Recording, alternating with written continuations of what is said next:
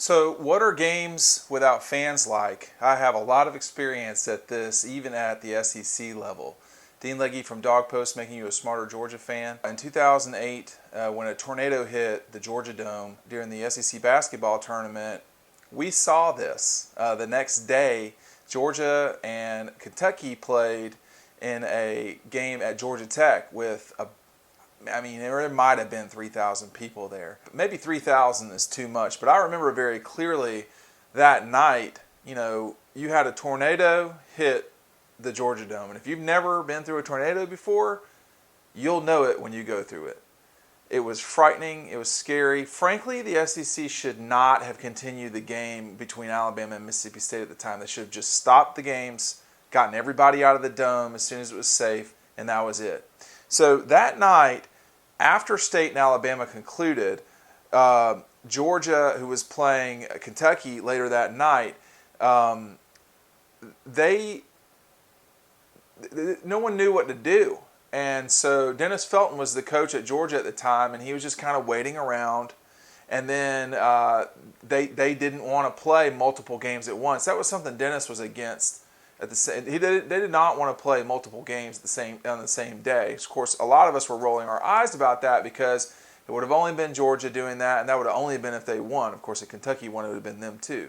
We all know now this fairy tale story was that Georgia went on to win that thing. A tornado hit Atlanta, hit the Georgia Dome. It was awful.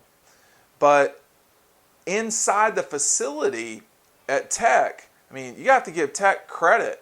They threw it together about as fast as they could. There was all sorts of SEC signage that had to be put up. But the chaos the night before was that the SEC didn't really know what to do. And it was about 1 o'clock in the morning or 1:30 that I found out that they were going to play it at Tech, not in Gwinnett County at another facility, and that it would be played with no fans. The Kentucky fans were pissed because about 20,000 of them had come down for their annual SEC tournament weekend. It's a big weekend for the Cats and their fans, etc. They were going to play the Dogs and, should have just won that game.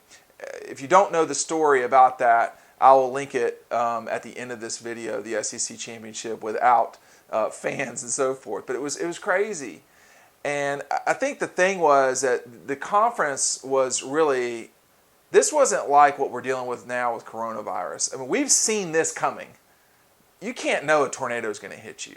So with the SEC that night, the whole night was about how are we going to do this? Are they going to play? Are they going to cancel the tournament? Are they going to do this? Are they going to do that? And by about, I think we left the dome at about 2:30.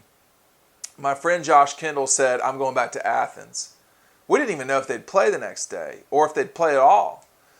So 5 o'clock in the morning, I had a BlackBerry at the time, and I could see the red dot flashing. And it was from Tim Hicks, who ran Georgia's basketball operations for the media. And it was saying, hey, we're going to play at 12 at Georgia Tech, but there are no fans. It's just members of the media, the band, and the cheerleaders, and close families. And it was just like that. There was no one there. You can see the picture I'm showing you right now. There was no one there. It was strange, very strange. And what the kids are going to be going through, it's a little bit like what it was like when I played Division II basketball, which is you have a very serious competition going on the court, but no one's there watching. It's very few people. For us, we were used to it. For kids that are playing at Georgia and Kentucky and Florida and Duke and other places, they're not used to this. You're not used to hearing your coach scream. That's going to be the part that is so odd for everyone that's playing in these games, because make no mistake about it, the Final Four is not going to have fans. Period. It's looking like the SEC is going to have to make a decision about if they're going to have fans. And moving forward, is Georgia going to have an SEC? Is Georgia going to have G-Day? It looks to me like no. Now, I don't know that. I've not talked to anybody. That's not an insider thing. But to me, I can't see how they do it. Open air versus closed. But right now, everybody's freaking out. And I don't see that happening. But as far as competing on the court, it is a very odd thing to go out there when there's no one there. You can hear everything everyone's saying. It's very strange. You can hear the cheerleaders. You can hear the band cleaning out spit in their instruments. You can hear the coaches say every word to their players. That's going to be a major adjustment for all these kids and everyone involved. Coaches are not going to be able to cuss as much or as loud. All those things will be the case. Here is a link right here to what happened real time at the SEC tournament in 2008. I would encourage you to take a look at it because it really captured in the moment how wacky it was. Bizarre, very bizarre when a tornado hit the Georgia Dome in Atlanta.